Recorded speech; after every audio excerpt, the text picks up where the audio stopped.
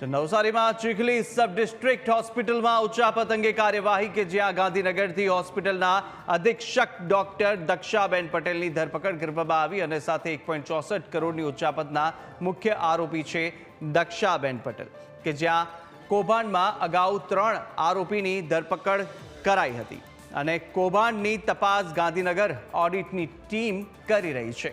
હાલ બિલ અને ઓફિસ સહિત સરકારી રેકોર્ડ પણ ગાયબ કોણે કર્યા છે તે અંગે હવે તપાસ હાથ ધરવામાં આવશે।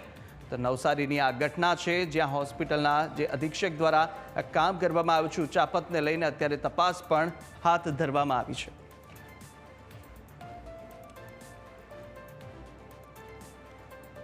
તો મહત્વનું છે કે નવસારીના ચીખલીની આ ઘટના અને સબ ડિસ્ટ્રિક્ટ હોસ્પિટલમાં ઉચ્ચાપત અંગે હાલ કાર્યવાહી થઈ રહી છે। તપાસ તેજ કરી દેવામાં આવી અને ગાંધીનગરથી હોસ્પિટલના અધિક્ષક ડોક્ટર દક્ષાબેન પટેલની પણ ધરપકડ કરીને વધુ તપાસ હાથ ધરી છે।